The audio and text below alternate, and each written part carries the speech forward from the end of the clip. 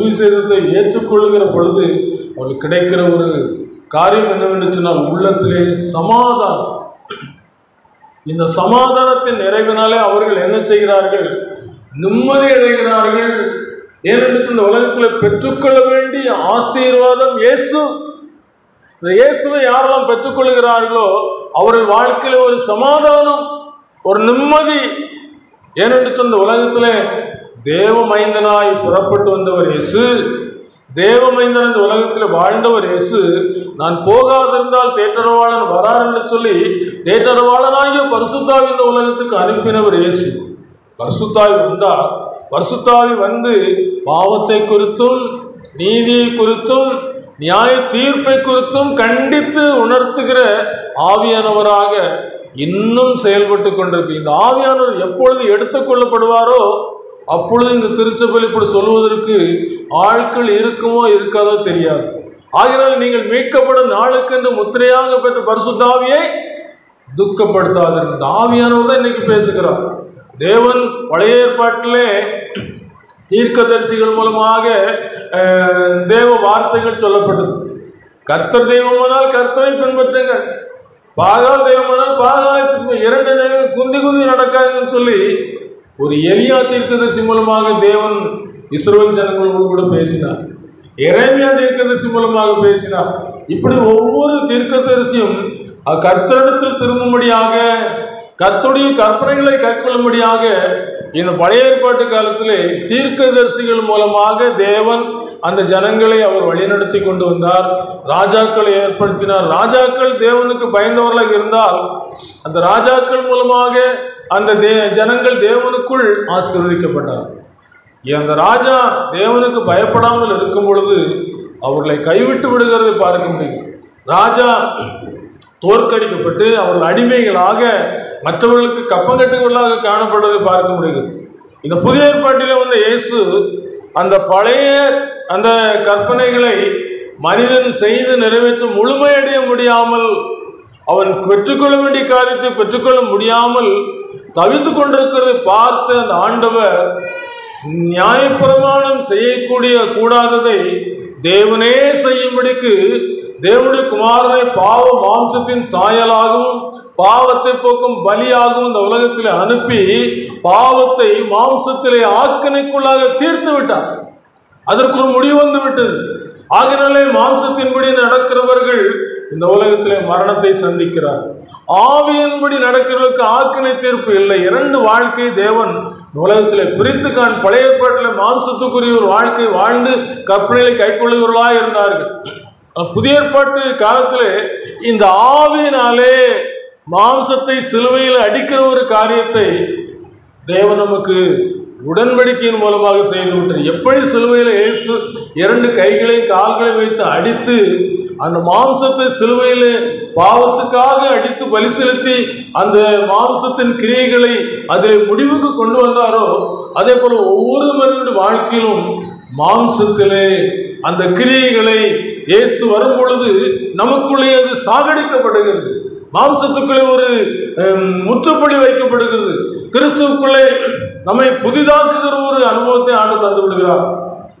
கிறிஸ்துவுடனே கூட சிலுவையில் அடிக்கப்பட்டேன், ஆயினும் பிழைத்திருக்கிறேன், இனி நான் அல்ல, எனக்காக ஜீவனை கொடுத்த இயேசுவினாலே பிழைத்திருக்கேன்னு சொல்லி பவுல் சொல்லுகிறது போல இந்த உலகத்தில் யாரெல்லாம் இந்த ஆவியினாலே நடத்தப்படுவதற்கு ஒப்பு கொடுக்கிறார்களோ, முதலாவது அவருடைய சரீரம், இந்த சரீரத்துக்குள்ள இருக்கிற இந்த பாவ கிரியைகள் சிலுவையிலே அடிக்கப்படுகிறது.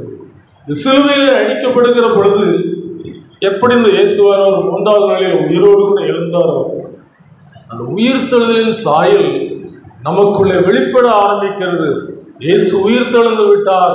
இயேசு உயிர்த்தெழுந்த சாயலை நமக்கு தந்து விட்டபடினாலே தம்பி சொன்னது போல ஆத்மா தனியாக மாம்சம் தனியாக கிடக்கிறதை பார்க்கிறதுக்கு ஒரு அனுமதி தேவன் கொடுக்கிறார்.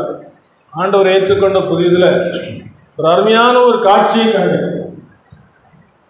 இந்த உலகத்திலே ஆண்டவரை ஏற்றுக்கொண்ட பிறகு நம்ம சும்மாவே இருக்க மாட்டோம், எப்பவும் ஜெபித்து கொண்டிருப்போம். தம்பி சொன்னது போல நிறைய காரியங்கள் ஆண்டு வந்து நம்ம கூட இருப்பார், கூட இருந்து வழி நடத்துவார். அப்படி நடத்தும் பொழுது அநேக காரியங்கள் நமக்கு உழைப்பு கொடுப்பார். அப்போ ஒரு அருமையான ஒரு இடத்தை ஆண்டவர் காமிக்கிறாரு. இந்த உலகத்தை விட்டு கடந்து போனவங்கெல்லாம் சுற்றி இருந்து கர்த்தரை போற்றி புகழ்ந்து துதித்து கொண்டே இருக்கிறார்கள். இன்னைக்கு நம்முடைய திருச்சபையில தலைப்பு என்ன தெரியுமா? கர்த்தரை துதியுங்கள். அப்படி துதிக்கிற இடம் தான் தேவன் நமக்கு ஆயத்தப்படுத்தி வைத்திருக்கிற ஒரு அநேக வாசஸ்தலங்கள் சொல்லியிருக்கிறார். ஒரு இடம் அதுல என்ன கொண்டு ஆண்டவர் கொண்டு விட்டாரு? இயேசுவை ஏற்றுக்கொண்டவர்களுக்கு மாத்திரம்தான் இங்க இடம் உண்டு, வேற யாருக்கும் இடம் கிடையாது. நீங்க இயேசுவை ஏற்றுக்கொண்டிருக்கீங்களா? உங்களுக்கு ஒரு ஆசீர்வாதமான இடம். இயேசுவை ஏற்றுக்கொள்ளலையா? அப்போ ஒன்றும் இல்லை. இன்னைக்கு ஆதார் எடுத்திருக்கீங்களா? பேங்க்ல அக்கௌண்ட் ஓபன் பண்ணிக்கலாம். பேன் கார்டு அதோட இணைக்கணும். இணைச்சாதான் உங்க அக்கௌண்ட் என்ன செய்யும்? ஆக்டிவா இருக்கும். இப்படி எல்லாம் உலக பிரகாரமாக சொல்லும்போது நம்ம அது செய்யறது போல இயேசுவை முதலாவது சொந்த இரட்சகராக ஏற்றுக்கொள்ள ஆவியானவர் நமக்கு என்ன செய்கிறாரு? ஒரு ஆலோசனை கொடுக்கிறார். இயேசுவை ஏன் ஏற்றுக்கொள்ளணும்? இயேசு இந்த உலகத்துல மரணத்தை ஜெயித்து உயிர்த்தெழுதலின் சாயலை நமக்குள்ளே ஸ்தாபிக்கிறார். ஏன்னு சொன்ன பழையவைகள் ஒளிந்து போயின எல்லாம் புதிதாயின என்று சொல்லப்படுகிற ஒரு காரியம். அது மட்டுமல்ல, இன்றைக்கு இந்த திருச்சபையும் இந்த உலகமும் எதிர்பார்த்திருக்கிற ஒரே ஒரு காரியம், எப்படி உங்களுக்கு எழுந்தள்ளி போனார் இந்த இயேசுவானவர் மீண்டும் இந்த உலகத்துக்கு வரப்போகிறார். குறித்த காலத்திலே, குறித்த நேரத்திலே, குறித்த வேளையிலே வந்திடுவார். குறித்த காலத்திலே, குறித்த நேரத்திலே, குறித்த வேளையிலே வந்திடுவார். ஆயத்தமாயிருங்கள், ஆண்டவரை தேடுங்கள், அவருடைய மனவாட்டியாய் மாறிடுங்கள். ஆயத்தமாயிருங்கள், ஆண்டவரை தேடுங்கள், அவருடைய மனவாட்டியாய் மாறிடுங்கள். மணவாளன் எப்போ வருவார்னு சொல்லி எதிர்பார்த்திருக்கிற மணவாட்டியை போல இந்த திருச்சபை ஆவியானவரால் ஆயத்தப்படுத்தப்பட்டு அலங்கரிக்கப்பட்டு கொண்டிருக்கிறது. நீங்கள் நான் ஆயத்தப்படுத்தப்பட்டுகிறதுக்கு ஒரு ஆலோசனைக்கு செவி கொடுத்திருக்கிறோமா? அப்படி ஆயத்தப்படுத்தப்படுவதற்கு செவி கொடுக்கும் போது நம்ம அலங்கரிக்கப்படுகிறவர்களாக இருக்கிறோம். இயேசு கிறிஸ்து உலகத்திலே வாழும்போது ஒன்றை அதிகமாக சொல்லி போனார். பரலோக ராஜ்யத்தை நினைவுபடுத்தி கொண்டே இருந்தார். நினைவுபடுத்தி கொண்டே இருந்த அந்த ஆண்டவர் பரலோக ராஜ்யம் எப்படிப்பட்ட ஒரு மக்களுக்கு கொடுக்கப்படுகிறதுன்னு சொல்லி சொல்லும்போது மத்தேயு சுவிசேஷம் 11ஆம் அதிகாரம் 12ஆம் வசனத்தில் சொல்லுகிறார், யோவான் ஸ்நானன் காலம் முதல் இதுவரைக்கும் பரலோக ராஜ்யம் பலவந்தம் பண்ணப்படுது. பலவந்தம் பண்ணுகிறவர்கள் அதை பிடித்துக் கொள்கிறார்கள். ஏன் அந்த பரலோக ராஜ்யத்தை குறித்து இயேசு கிறிஸ்து நிறைய ஓமைகள் சொல்லி இருக்கிறார். ஒரு மனுஷன் வலையை கடலுக்குள்ள போடுறான்.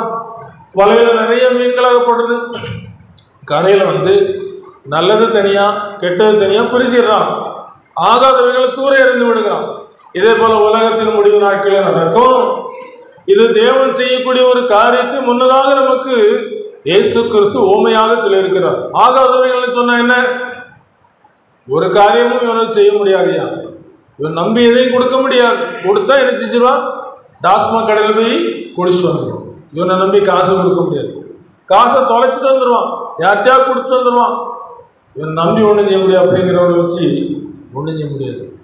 உத்தம உண்மையுள்ள ஊழியக்காரன்னு சொல்லி யாருக்கு 2 தாளந்தை வாங்கி அது 4ஆக கொடுக்கும்போது, 5 தாளந்தை வாங்கி அதை 10ஆக கொடுக்கும்போது, அவங்க ஆண்டவருக்கு உண்மையாக இருக்கும் பொழுது இந்த விதமான ஒரு ஆசீர்வாதத்துக்கு பங்காளிகளாக மாற்றப்படுகிறதை நாம் பார்க்க முடிகிறது. ஆகாதவைகளை தள்ளி போடக்கூடிய ஒரு காலம் இதான் உலகத்தின் முடிவில் நடக்கக்கூடிய ஒரு காலம். இன்னைக்கு நாம எப்படி இருக்கிறோம்னு சொல்லி கொஞ்சம் யோசித்து பார்க்கிறது தான் இப்படிப்பட்ட ஒரு சந்திப்பின் நேரம். பரலோக ராஜ்யம் நமக்கு வாக்கு தத்தமாக கொடுக்கப்படும். பரலோக ராஜ்யத்துக்குரிய பிள்ளைகள் இந்த பூமியில் என்ன செய்ய மாட்டாங்க? விருப்பம் வச்சிருக்க மாட்டாங்க. ஆனால் இந்த பூமியில எல்லாம் கூடுதலாகவே கொடுக்கப்படும். பிலிப்பியர் 3:20 சொல்லப்பட்டது, நம்முடைய குடியிருப்போ பரலோகத்தில் இருக்கு. அங்கிருந்து கர்த்தராகிய கிறிஸ்துவின் இரட்சகர் வர எதிர்பார்த்து கொண்டிருக்கிறோமா? எதிர்பார்க்கிறதுன்னா என்னன்னா, உங்களுடைய இருதயம் சகல விதத்திலும் ஆயத்தப்படுத்தப்பட்டு அவர் சொன்ன வார்த்தையின்படி என்னை நோக்கி ஆண்டவரே ஆண்டவரே என்று சொல்லும்போது அது பிரயோஜனம் இல்லை. என் பிதாவின் சித்தத்தின்படி செய்கிறவனே அதில் பிரவேசிப்பானே இல்லாமல் என்னை நோக்கி கர்த்தாவே கர்த்தாவே என்று சொல்கிறதில் பிரவேசிப்பது இல்லை. அப்போ முதலாவது நம்ம செய்ய வேண்டியது என்ன? தேவ சித்தத்தின்படி வாழ்கிறோம். முதலாவது தேவ சித்தம் சொல்லி சொல்லும் பொழுது நான் பரிசுத்தர் ஆகினாலே நீங்கள் உங்கள் நடக்கைகள் எல்லாவற்றிலையும் சுத்திகரிக்கும் போது முதலாவது செய்ய வேண்டிய அது அவருக்கு சித்தமான ஒரு காரியம். இப்போ ஒரு இடத்துக்கு போகிறோம், ஒரு சுத்தம் இல்லாமல் நம்ம என்ன பண்ண போகவே மாட்டோம். சுத்திகரிப்பு நமக்கு முக்கியம். எல்லாரும் திருமண வீட்டுக்கோ அல்லது முக்கியமான இடங்களுக்கு போகும்போது அலங்கரிக்கப்பட்டவங்களாக நல்ல வஸ்திரம் உடுத்தி இருக்கிறவங்கள வந்து அங்கே இருப்பாங்க. அப்படிப்பட்டவங்களுக்கு முதல்ல இடம் கொடுப்பாங்க. வஸ்திரம் சரியில்லைன்னா நீ அங்கே நில்லுப்பான்னு சொல்லிடுவாங்க.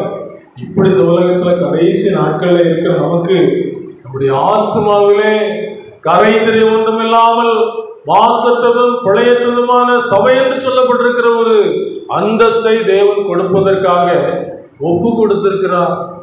நீங்களும் நான் ஒப்பு கொடுத்தால் இந்த விதமான பரிசுத்த சந்ததி என்று சொல்லப்படுகிற வரிசையில நம்ம என்ன செய்வோம்? புதிய ஏற்பாடு தொடங்கும் போதே ஆபிரகாமின் சந்ததியில்னு சொல்லி ஆரம்பிக்கும். இதுல இருந்து இத்தனாவது தலைமுறை இவங்க அப்படின்னு சொல்லிட்டு கடைசியில் யோசேப்பின் குமாரனாக இயேசு இந்த உலகத்தில் வரும்போது நமக்கு ஒரு குமாரன் கொடுக்கப்பட்டார், நமக்கு ஒரு பாலகன் பிறந்தார் என்று சொல்லி அவருடைய நாமம் இம்மானுவேல் சொல்லப்படும். இரட்சகர். அந்த இரட்சகர் தான் இன்னைக்கு இந்த காரியத்தை செய்வதற்கு ஒப்புக்கொடு. வேற யாரும் செய்து நிறைவேற்ற முடியாத ஒரு ரட்சிப்பை அவர் நமக்கு தந்திருக்கிறார்.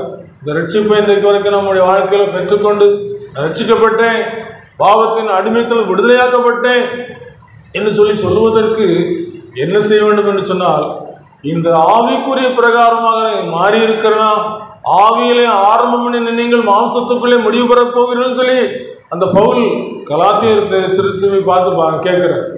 ஆரம்பம் நல்லா இருக்கு, மனம் திரும்பியாச்சு, மனம் திரும்பி அதுக்கு பிறகு அடுத்த ஸ்டெப் பரிசுத்தமா வாழ்வது. பரிசுத்தம் இல்லாமல் ஒருவரும் கருத்தை தரிசிக்க முடியாது சொல்லப்பட்டிருக்கு. இருதயத்தில் சுத்தமுள்ளவர் பாக்கியவான்கள் ஒரு தேவனை தரிசிப்பார்கள். அவரை தரிசிக்க போகும்போது பரிசுத்தம் இருக்க வேண்டும். மனம் திரும்புதல் முதலாவது வருது, அப்புறம் பரிசுத்தம் வருது. இந்த பரிசுத்தத்தை தான் ஆவியானவர் செய்து கொண்டிருக்கிறார். மகனே, இந்த பூமியில உனக்கு பரிசுத்தத்துக்கு இடமே இல்லை. இந்த உலகம் தன்னுடையதான் நிச்சயம் கற்றுக் கொடுக்கும், தன்னுடையதான் சிநேகிக்கும். நான் உலகத்தான அல்ல, உலகத்தை ஆக்கணைக்குள்ளாக தீர்க்கும்படி தேவன் தம்முடைய குமாரனை அனுப்பாமல் உலகத்திலே அவர் ரட்சிக்கப்படும்படிக்கு தான் அனுப்பியிருக்கோம். உலகத்தில் ஒருத்தனை ஆக்கணைக்குள்ளாக தீர்க்கிறதுக்கு வரல. ரட்சிக்கப்படணும். ரட்சிக்கப்பட்ட ஒரு வாழ்க்கை நம்ம இடத்துல இருக்குதா? இந்த ரட்சிப்பு குறித்து ஆண்டவர் அநேக காரியங்கள் மூலமாக சொல்லும் போது, ஒரு நாள் ஒரு ஆஸ்பத்திரியில் ஒரு பெரியவர் படுத்திருக்கும் போது அவருக்கு சுகவேணும். அவங்க டெஸ்ட் பண்ணி பார்த்துருக்காங்க, மருத்துவர் டெஸ்ட் பண்ணி பார்த்து இந்த மனிதருக்கு ரத்தம் கொடுக்கணும், ரத்தம் இல்லாமல் இருக்கிறார், ரத்தம் கொடுத்தா அவர் பிழைச்சிக்கிறார். எப்படி சொன்னோடனே அவங்க சொந்தக்காரங்க எல்லாம் எப்படியாவது பிழைக்கணும், நான் ரத்தம் கொடுக்கன்னு சொல்லி எல்லாரும் அவங்கவுங்க ரத்தத்தை டெஸ்ட் பண்ண ஒரு ரத்தமும் பொருந்தலை. கடைசியில் பக்கத்து வீட்டில் இருந்த அந்த முதியவருடைய பேத்தி இதை கேள்விப்பட்டு என் ரத்தத்தை டெஸ்ட் பண்ணி பாருங்க, அது பொருந்துச்சுன்னா கொடுத்துறேன் அப்படின்னு சொன்னோடனே இந்த ரத்தத்தை டெஸ்ட் பண்ணி பார்த்தாங்க. அந்த பெரியவருக்கு பொருந்துற ரத்தம், உடனே எடுத்துக்கிட்டு கொடுத்து அவர் பிழைக்கட்டும் அப்படின்னு சொல்லி அந்த ரத்தத்தை கொடுத்தா அவர் பிழைச்சிக்கிட்டார். வரும்போது போகும்போதெல்லாம் நினைச்சுக்கிட்டார். இதே போல இயேசு கிறிஸ்துவை நோக்கி பார்க்கும்போது வாழ்க்கையில கிடைச்ச ஒரு பெரிய ஒரு விடுதலை, பாவத்தில் ஒரு விடுதலை, ஒரு ரட்சிப்பு, ஒரு மீட்பு, சிலுவையில சிந்தின ரத்தத்தினாலே நம்ம எல்லாரையும் மீட்கும்படி அவர் ஒப்பு கொடுத்து நம்ம மீட்டு கொண்டா. சிலுவையில் சிந்தின ரத்தம் ஏன்னு சொன்ன பழைய ஏற்பாட்டில் ஆத்மா ரட்சிக்கப்படுவதற்காக வழிபடுத்தல கொடுக்கப்படும் ரத்தமே, ரத்தம் சிந்துதல் இல்லாமல் பாவம் பண்ணி போனார். ரத்தம் கொடுத்திருக்கிறார் இயேசு நமக்காக. பரிசுத்த ரத்தத்தை சிந்தினபடினாலே அந்த ரத்தத்தின் மூலமாக ஒரு விடுதலை ஆகியிருந்த சிலுவையிலே அவர் சென்று நமக்கு பெற்றுத்தந்த ஒரு ஆசீர்வாதம், ரத்தத்தின் மூலமாக ஒரு பாவ மன்னிப்பு, ஒரு விடுதலை, ஒரு ரட்சிப்பு. இதே இந்த திருச்சபையில் இருக்கும் பொழுது பெற்றுக்கொள்வதற்கு என்ன செய்யணும்? ஒருவேளை தேவனுக்கு ஒரு விதமாக செய்த பாவங்களை எல்லாம் உணர்த்தும் போது அந்த ஆண்டவர்கிட்ட போய் மன்னிப்பு கேட்டு ஒப்புரவாய் கொள்வது, அவரை ஏற்றுக்கொள்வது, அவரை சொந்த இரட்சகராக ஏற்றுக்கொள்வது. அப்படி ஏற்றுக்கொள்ளும் போது நமக்கும் பரலோகத்துக்கும் ஒரு தொடர்பு வருது. இந்த பரலோகத்துக்கு தொடர்பு வரும் பொழுது அந்த பரலோகத்தினுடைய அந்த தீர்மானங்கள் நமக்கு தெரியப்படுத்தப்படுது. தீர்மானம் என்ன? இந்த வெளிப்படுத்தின விசேஷத்தில் சொல்லப்பட்டிருக்கிற ஒரு காரியம் 20ஆம் அதிகாரத்தில் 11-12 நீங்க வாசித்து பார்ப்பீங்கன்னா, ஒரு வெள்ளை சிங்காசனம் பூமியில என்ன செய்யப்பட அங்கிருந்து வைக்கப்பட போகிறது. அந்த வெள்ளை சிங்காசனத்தில் ஒரு வீட்டில் இருக்க போகிறார். அந்த வீட்டில் இருக்கிற என்ன செய்கிறார்? அவருக்கு முன்பதாக மரித்தோராகிய பெரியோரும் சிறியோரும் நிற்க போகிறாங்க. எல்லாருக்கும் ஒரு நியாய தீர்ப்பு கொடுக்கப்படுது. நியாய தீர்ப்பு அந்த சிங்காசனத்தில் இருக்கிறவர் கொடுக்க போகிறார். இன்றைக்கு அந்த இயேசு நமக்காக என்ன செய்யறாரு தெரியுமா? பரிந்து பேசுகிறார். ஒருவன் பாவம் செய்வானால் நீதிபரராக இருக்கிற இயேசு நமக்காக பரிந்து பேசுகிறார். இவருக்காக நான் ரத்தம் கொடுத்திருக்கிறேன், ரத்தம் சிந்தி மீட்டு கொண்டிருக்கேன்னு சொல்லி நமக்காக சொல்லிக்கொண்டே இருக்கிறார். இன்னைக்கு ரத்தம் கொடுத்த ஆண்டவர் நினைச்சு பார்க்கும்போது இந்த இயேசு செய்த அன்பு நினைச்சு அழுகிறத தவிர வேற ஒண்ணுமே இல்லை. வாலிப நாட்கள்ல இந்த புதிய ஏற்பாடை எடுத்துட்டு அப்படியே தனியாக உட்காந்து வாசிக்கும் போது இயேசு கிறிஸ்துடைய சிலுவை பாடுகளை தியானிக்கிற வேளையில இந்த சிலுவை பாடுகள்ல இயேசு கிறிஸ்து வாளினால் அடிக்கப்பட்டார், பின் கையாய் கட்டப்பட்டார், துப்பப்பட்டார், அவமானப்படும். எதற்காக? இந்த உலகத்தின் பாவத்தை சுமந்திருக்கிற தேவாட்டுக்குட்டி இனி வரும்போது அவரை குத்தினவர்களும் காண்பார்கள் சொல்லப்படுறது. யோசுவா அவரை குத்தினவர்களும் காண்பார்கள். எந்த பக்கம் நிற்க போகிறோம்? ஒரு பக்கத்துல அநியாயம் செய்தவங்க, அக்கிரமம் செய்தவங்க நிற்க போறாங்க. ஒரு பக்கத்துல தேவனுக்கு பயந்தவங்க, தேவனுடைய பிள்ளைகளா இருக்கிறவங்க நிற்க போறாங்க. ஏன் இந்த திருச்சபையில் இருந்ததான ஒரு காரியங்களை சொல்லிட்டு இருக்கோம்னு சொன்னா, இது நடக்க போகிற ஒன்று, நடந்து விட்ட காரியங்களையும் சொல்ல வேண்டியது அவசியமாக இருக்கு. இயேசு கிறிஸ்து நமக்காக பாடுபட்டார், நமக்காக மீட்பை சம்பாதித்து தந்திருக்கிறார். அதை நாம் பெற்றுக்கொண்டிருக்கிறோமா? அந்த பெற்றுக்கொண்ட மனிதர்களுக்கு இனி வரப்போகிற அந்த காரியங்களிலே நமக்கு ஒரு ஆசீர்வாதம் இருக்குது. இந்த திருச்சபையில வாலிப நாட்களே அதை ஏற்றுக்கொண்ட வாலிப தங்கச்சி மரண சண்டைக்கு வரும்போது கால் மாட்டிலையும் தலைக்கு மாட்டிலையும் தேவதூதர் வராங்க. இன்னொரு பாட்டியம்மா இயேசுவை ஏற்றுக்கொள்ளாம காலத்தை ஓட்டி கடைசியில் மறிக்கிற நேரத்தில் யாரெல்லாமோ வந்திருக்கிறாங்களே, கயிறுலாம் கட்டி கொண்டு போக வந்திருக்காங்கன்னு சொல்லி பயந்துருக்காங்க. உலகத்துல முடிவில் மரணம் நம்மை சந்திக்கும் போது நமக்கு எந்த ஐக்கியம் இருக்குதோ அந்த ஐக்கியத்திலிருந்து ஆட்கள் வருவாங்க. இப்போ நம்ம வீட்டில் ஒரு ஃபங்க்ஷன் நடக்க போது உறவுக்காரங்க முதலாவது வந்துடுறாங்க. ஏம்மா உன் வீட்டு ஃபங்க்ஷனுக்கு வந்துட்டேன், இவ்வளோ தூரத்தில் வந்திருக்கேன்னு சொல்லி சொல்லுவாங்க. அதே போல நம்ம ஆண்டுடைய உறவுக்காரங்களை இருந்தோம்னா, இயேசுக்கும் நமக்கும் சம்பந்தம் இருந்துச்சுன்னா நம்மை அழைத்து செல்வதற்கு தேவதூதர்கள் வருவாங்க.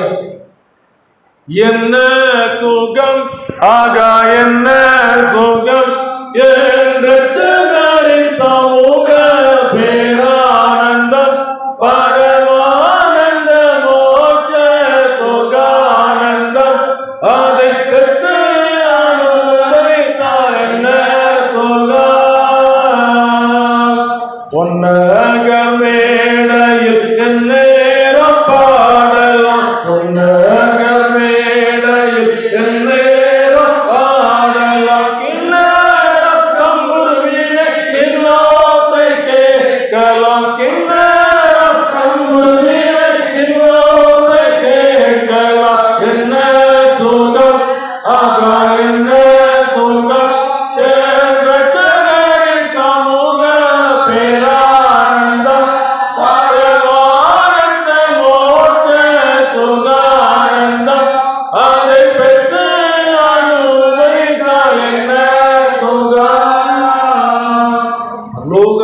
பலவந்தம் செய்யும் போது இன்னொரு பக்கம் பாவம் போராடி கொண்டிருக்கு. பாவம் இந்த உலகத்துல ஒவ்வொரு மனிதனையும் இழுக்கிற ஒன்றாக இருக்கு. இந்த பாவத்துக்கு ஒரு வல்லமை உண்டு. பாவம் செய்கிற ஆத்மா சாகும். பாவத்துக்கு ஒரு சம்பளமும் உண்டு, சம்பளம் மரணம். இந்த பாவம் எப்படிப்படும் சொல்லி உணர்த்தப்படும் அநேக காரியங்கள் சொல்லப்படுது. ஒரே ஒரு காரியம் சொல்றேன். ஊழியத்துக்கு ஒரு ஊருக்கு போயிட்டு இருக்கும்போது அதில் ஒரு பெரிய வாய்க்கா போச்சு. அந்த வாய்க்காவில் 2-3 தம்பிமார் உட்காந்து தூண்டில் போட்டுக்கிட்டு இருந்தாங்க. தூண்டில் போடுறது எப்படி போடுறாங்கன்னா, அந்த தூண்டில மறைச்சி புழுவை வச்சு போடுறாங்க. போட்டு அது உள்ள தண்ணிக்குள்ளே போட்டோன்னே அந்த மீன்கள் அப்படி அந்த தூண்டிலில் பார்த்து அதை கவ்வாங்க. அப்போ அது லேசாக தெரிஞ்சவொடனே இந்த தூண்டிலை விடும்போது அந்த தூண்டில் அப்படியே இழுக்கிறது தெரியுது. இழுத்தவொடனே கொஞ்சம் அப்படியே விடுறான், கைத்தை விடுறான். கொஞ்ச நேரத்தில் இன்னும் சுண்டி இழுத்துருன்னு சொன்னவொடனே அது சுண்டி இழுக்கும்போது வெளியே அந்த மீன் அந்த தூண்டிலில் சிக்கிக்கிட்டு வெளியே வந்து விடுற மாதிரி இன்றைக்கு இந்த உலகத்தில் ஏராளமான மக்களுடைய வாழ்க்கையில் பாவம் அவருடைய வாழ்க்கையில் மரணமாக மாறிவிடுகிறது. நல்ல உத்தியோகத்தில் இருக்கிறாங்க, ஒரு லஞ்சம் வாங்குற காரியத்தில் அவங்க அடிமையாயிட்டதுனால அந்த பணத்தை வாங்குறதுக்கு அடிமையாயிட்டனால ஒரு நாள் கண்டுபிடிக்கப்படுறாங்க. கண்டுபிடிக்கப்பட்டு தலையை முக்காடு போட்டுட்டு வெளியே தலையை காட்ட முடியாம வர்றாங்க. வேலை போயிருது, எல்லாம் போயிருது. பாவம் இப்படித்தான். இந்த பாவத்தில் விடுதலையாக்குற ஒரே ஒருவர் தான் இயேசு. கையங்களமா கொண்டு வந்து முன்னால் நிறுத்தியாச்சு. மோசே சொல்லியிருக்காரு கல்லெறிஞ்சு கொள்ளணும். என்ன சொல்றீர் கேட்கும்போது இயேசு அமைதியாக இருக்காரு. அமைதியாக தரையில் அப்படி குனிஞ்சு எழுதிக்கிட்டே இருக்கிறார். பைபிள் அப்படிதான் போட்டிருக்கு. இப்படி எழுதும்போது ஒரு வார்த்தை சொல்றாரு, உங்களில் பாவம் இல்லாத முதலாவதிகள் மேல் கல்லறை கடவுள். யாருமே பாவம் செய்யாத மனுஷர் கிடையாது. எல்லாரும் கல்ல போட்டு ஓடிட்டாங்க. கடைசியில் ஆண்டு சொல்றாரு, நீ போ, இனி என்ன செய்யாத, பாவம் செய்யாது. ஒரு சந்தர்ப்பம் கொடுக்கப்படும். இன்னைக்கு இந்த திருச்சபையில் கிறிஸ்துமஸ் பண்டிகை கொண்டாடியாச்சு, ஆலய பரிசு பண்டிகை கொண்டாடியாச்சு. இன்னொரு கொஞ்சம் காலம் கழிச்சு லெந்து காலம் ஆரம்பிக்க போகுது. இந்த லெந்து காலத்தில் சிலுவை பாடுகளின் செய்திகள் நமக்கு கொடுக்கப்பட போகிறது. இது ஒரு தவணையின் காலங்கள் கொடுக்கப்படுது. இந்த தவணைகள் 40 நாள் சொல்லப்படுது. இந்த 40 நாளில் நம்முடைய ஆத்மா, விலை மதிக்க முடியாத அந்த ஆத்மா பரலோக ராஜ்யத்தை சுதந்திரிப்பதற்கு இந்த திருச்சபையில் ஆவியானவர் என்ன செய்கிறாரு?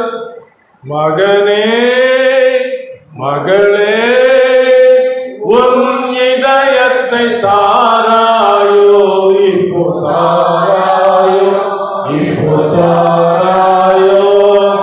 அங்கரங்கள் துளைக்க செந்தூருதி சூரக்க தொங்கி குருசில் மாறிட்டு. அங்கரங்கள் துளைக்க செங்கூருதி சூரக்க தொங்கி குருசில் மாறிட்டு. ஒரு பங்கம் அனைத்தும் போக்கி தங்க சிங்காசனத்தில் அமர்த்த. ஒரு பங்கம் அனைத்தும் போக்கி தங்க சிங்காசனத்தில் அமர்த்த. அப்புறம் நமக்கு ஒரு நல்ல இடத்த ஆயத்தம் பண்ண போயிடும். அந்த இடத்துக்கு போறதுக்கு தடை என்ன? உங்கள் பாவங்களே, உங்கள் அக்கிரமங்களே, உங்கள் மீறுதல்களே அந்த இடத்தை சுதந்திரிக்க முடியாம தடுக்குது. கீழ்ப்படியாமை. மோசே, நீ இந்த மலையில ஜனங்களுக்கு தண்ணீர் வர வைக்கும்படி பேசு. ஜனங்கள் மேல உள்ள கோபத்துல அடித்ததுனால நீ கானான் தேசத்தை பாப்பா உள்ள பிரவேசிக்க முடியாது சொல்லி வருது. தேவ மனிதருக்கு சொல்லுது. யோசுவா பாவம் மன்னிக்க மாட்டாம உள்ள போக முடியுமா? ஒரு நாள் இயேசு ஊழியர் காலத்துல ஒருத்தன் வந்தான். வந்து ஆண்டவரே நித்திய ஜீவனை சொல்லிட்டு, நித்திய ஜீவனுக்குள்ள நான் போகணும், என்ன செய்யணும்? கற்பனையெல்லாம் கை கொள்ளு. சின்ன வயசுல இருந்தே கை கொண்டிருக்கியா? இன்னும் ஓட்ட ஒரு குறை இருக்கு. உனக்கு உண்டானதை விட்டு தரித்திரத்தை கொடு. அப்போ ராஜ்யத்துக்குள்ள பிரவேசித்துடலாம். இவன் மிகுந்த ஐஸ்வர்யம் உள்ளவனா இருந்ததுனால துக்கத்தோட போயிட்டான். ஆண்டு சொல்றாரு, ஒட்டகமான ஊசியங்காதல் நுழைவது பார்க்கணும், ஐஸ்வர்யம் பரலோக ராஜ்யத்தில் பிரவேசிப்பது அரிதான ஒரு காரியமா இருக்கு. பரலோகத்துக்குள்ள பிரவேசிக்கணும். விட்டுதான் பரலோகத்துக்குள்ள போயிருப்பான். பரலோகம் தான் நித்தியம். நித்தியமாக வாழ்றதுக்கு ஆண்டவர் அழைத்திருக்கிறார். நித்திய மகிமைக்கென்று மகிமையான ஒரு ராஜ்யம். பரம எருசலேமே பரலோகம் விட்டிறங்குதே, அலங்கார மணவாட்டியார் அழகாக சொல்லி திடுதே.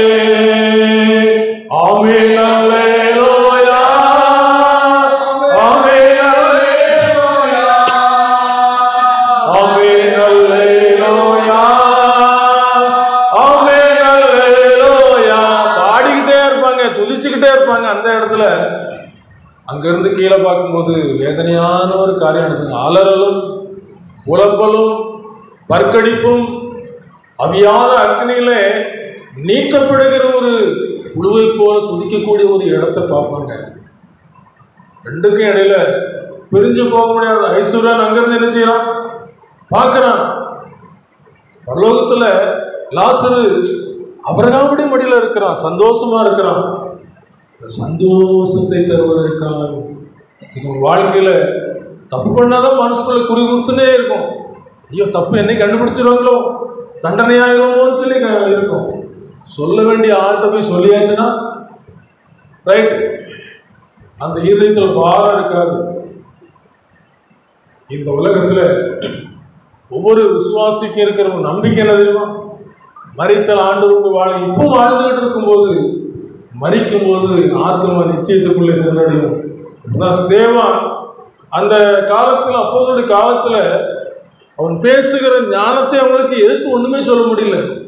ஆத்மாவை குறித்து ஆண்டவருடைய கற்பனைகளை குறித்து சொல்லும்போது ஒரு வார்த்தை சொல்ற, வணங்கா கழுத்துள்ளவர்களே இருதயத்திலும் செவிகளிலும் விருத்த சேதனம் பெறாதுன்னு சொல்லி பேசுறாரு. பேசிட்டு நீங்க இக்காலத்துல நீங்க இப்படிதான் இருக்கிறீங்க, தேவனுக்கு எதிர்த்து நிற்கிறீங்க அப்படின்னு சொல்லும்போது பல்ல கடிச்சுக்கிட்டு கல்லை தூக்கி எறியப்படுறாங்க.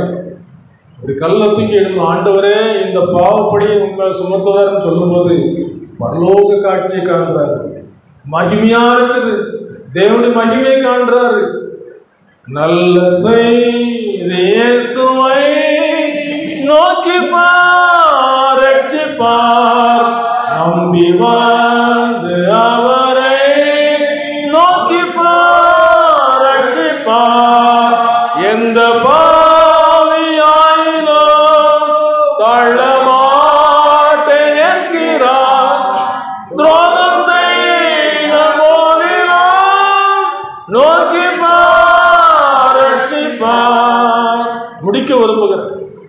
இந்த உலகத்தினுடைய ஐக்கியம் பிதாவோடு அவருடைய குமாரனை இயேசு கிறிஸ்துவோடு இருக்கிறதா? அந்த ஐக்கியம் தான் நிலைத்திருக்கு. மற்ற ஐக்கியங்கள் எல்லாமே இந்த உலகத்தோடு முடிஞ்சிடும். நீங்க இந்த சத்தியநகர் குழுவில் இருந்த தேவனுடைய பிள்ளைகளாம் இந்த விசுவாச பாதையில கடந்து தேவனுடைய ராஜ்யத்துக்கு கடந்து போகும்போது என்ன சொன்னாங்க தெரியுமா? சில பாடுகள் இருக்கு, சில கஷ்டங்கள் இருக்குது, ஆனா ஆண்டவரோடு வாழ போகிறேன், ஆண்டவருடைய ராஜ்யத்துக்குள்ள சில நிச்சயமாக வாழ போகிறேன், உலகம் நமக்கு தஞ்சம் இல்லைன்னு சொல்லி தெளிவாக சொல்லிட்டு நமக்கு நித்தியத்தை கை காட்டி போயிருக்கிறாங்க. நான் துன்மார்க்கர் எப்படி பார்க்க தெரியுமா? உலகத்துல போக்கிரிகள் புரளிக்காரர் போய் ஒழிப்பாரே, போக்கிரிகள் புரளிக்காரர் போய் ஒழிப்பாரே, தீக்கிரையாவதை எண்ணி தியங்கி தியங்கி அழுவாரே, தீக்கிரையாவதை எண்ணி தியங்கி தியங்கி அழுவாரே. இந்த உலகத்துல அழக்கூடிய ஒரு சூழ்நிலை எப்போது தெரியுமா? இந்த உலகத்துல கொடுக்கப்பட வேண்டிய நல்ல தருணங்கள்லாம் கொடுக்கப்பட்டு மனம் திரும்பாம, ஜெபம் பண்ணாம, பைபிள் வாசிக்காம, தேவனுடைய அன்பை ருசித்து பார்க்காம அப்படியே போய்கிட்டு இருக்கிறவங்க கடைசியில அழக்கூடிய ஒரு சூழ்நிலை. ஆனால் தேவனுடைய பிள்ளைகள் இயேசுவுக்காய் எல்லா பாடும் எங்கும் சகித்த, இயேசுவுக்காய் எல்லா பாடும் எங்கும் சகித்த, சுத்த பரிசுத்தரெல்லாம் துள்ளி சாடி பாடுவா, சுத்த பரிசுத்தரெல்லாம் துள்ளி சாடி பாடுவா. ஆண்டவருடைய பிள்ளைகளுக்கு பயமே கிடையாது. ஏன் சொன்ன எல்லாம் ஏசப்பாட சொல்லி பாவரிக்க செய்தாச்சு, ஒரு விடுதலை பெற்றாச்சு, பாவத்துக்கு அடிமை இல்லை. பிசாசு ஏதாவது தீர்மானத்தை கொண்டு வந்து வாழ்க்கையில எதையாவது கொண்டு போட்டுக்கிட்டோம். ஒரு பெரிய வீடு இருக்குன்னு வச்சுக்கிட்டுங்களா, அந்த வீட்டில் ஒரே ஒரு ஆணி அடிக்கிறதுக்கு மட்டும் எனக்கு அனுமதின்னு சொல்லி கொடுக்கும்போது அந்த ஆணியில் என்ன தெரியுமா? துர்நாற்றம் வீசக்கூடிய ஒரு காரியத்தை கொண்டு போட்டு போயிடும். ஆணி எனக்கு சொந்தம், வீடு உனக்கு சொந்தமா இருக்கலாம். இப்படி நம்முடைய வாழ்க்கையில கிறிஸ்தவ ஜீவியத்துல ஆண்டவருக்கு இடம் கொடுத்திருக்கோம். ஒரே ஒரு பாவ காரியம், செத்த ஈக்கள் தைலக்காரடி குப்பை நாரி கெட்ட பண்ண போகிறது போல கனத்திலும் செல்வத்திலும் சிறந்தவருடைய வாழ்க்கையில ஒரு சின்ன ஒரு மதியனம் கெட்டு நாரி ஆத்மாவை இழக்கப்பட்டுவிடும். ஆத்மா அருமையானது. ஆத்மாவுக்கு அவர் செய்த காரியம் ரத்தத்தை கொடுத்து மீட்டிருக்கிறார். ஜெபிப்போமா? ஆண்டவருடைய கரத்தில் ஒப்பு கொடுத்து ஜெபிப்போம். ஆண்டவர் நம்முடைய ஆத்மாவை மீட்டுக் கொள்வதற்கு ஆவியானவரை துக்கப்படுத்தாது. ஆவியானவருடைய கரங்களில் ஒப்பு கொடுத்து, ஆண்டவரே நான் எனக்கு சொந்தம் அல்ல, சிலுவையிலே அறையப்படுவதை ஒப்பு கொடுக்கிறேன் என்று சொல்லி ஒப்பு கொடுப்பீங்களா? சிலுவையிலே அறையப்பட்டிருக்கிறேன், இனி நான் அல்ல, எனக்காக மரித்து தந்த இயேசு அவருக்காக பிழைத்திருக்கிறேன் என்று சொல்லக்கூடிய ஒரு விசுவாச காரியம். அது மட்டுமல்ல, நமக்கு எதிரடியாகும் கற்பனைகள் நமக்கு விரோதமாக இருந்த கையெழுத்தை சிலுவையிலே அவர் ரத்தத்தை சிந்தி சிலுவையிலே ஆணியடித்து வெளியரங்கமான கோலமாக்கி வெற்றி சிறந்து தந்திருக்கிறார். வெற்றி காதுள்ளவன் கேட்கணும், விருப்பமுள்ளவன் வரக்கணும் என்று சொல்லி சுயாதீனத்துக்கு ஒப்பு கொடுத்து விடுகிறார். மனம் திரும்பி வாழலாம், மனம் திரும்பாம வாழலாம். இதுக்கான முடிவு வித்தியாசம். தேவனுடையவர்கள் தேவனுடைய ராஜ்யத்துக்கு பிரித்து அங்கே அனுப்பப்படுவார்கள். தேவனற்றவர்கள், உலகத்துக்காக மாம்சத்துக்காக வாழ்ந்தவர்கள் நித்திய ஆக்கினைக்கு செல்வார்கள். இரண்டு வித்தியாசம் இருக்கிறது. நியாயத்திற்குள்ளே வித்தியாசம் இருக்கிறது. மனம் திரும்பி வாழ்வதற்கு நல்ல ஒரு காலம், மகிமையுள்ள ஆண்டவரை நோக்கி பார்ப்பதற்கு நல்ல ஒரு சந்தர்ப்பம். நோக்கி பார்ப்போமா? எந்த பாவையும் பொறுமை தரமாட்டேன் என்று சொல்லியிருக்கிறார். விடுதலை கொடுத்து வாழ்வு கொடுக்கிறார். இளையகுமாரன் திரும்பி வரும்போது தகப்பனிடத்துல வந்து என்ன செய்யறான்? பாவரிக்கை செய்யறான். சும்மா தகப்பை கட்டிப்பிடிக்கிறாரு. ஆனா பாவரிக்கை செய்த பிறகு இவனுடைய பழைய வசத்தை களைந்து கொடுங்க, ஒரு புது வசத்தை சுத்திகரிப்பு செய்து புது வசத்தை போடுங்க, காலுக்கு பாதரட்சை போடுங்க, கைக்கு மோதிரம் போடுங்க, விருந்து சந்தோஷம். பாவரிக்கை செய்தாதான் பாவம் மன்னிக்கப்படும். நீ போய் நீ பாவம் செய்யாதுன்னு சொல்லி ஒரு விடுதலை கொடுக்கிறான். ஆண்டவர் நமக்கு தேவை. நாடு வாழ்க்கை முழுவதும் தேவை. நித்திய ஜீவன் வரைக்கும், நித்திய காலம் வரைக்கும் கைவிடாத ஆண்டவர் ஒப்பு கொடுப்பீங்களா?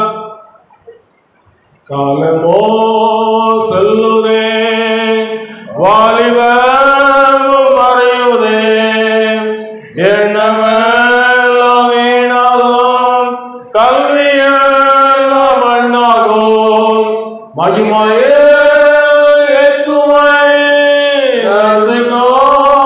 நேரத்தில் அந்த நாள் நல்ல நாள், பாக்கிய நாள், அந்த நாள் நல்ல நாள், பாக்கிய நாள்.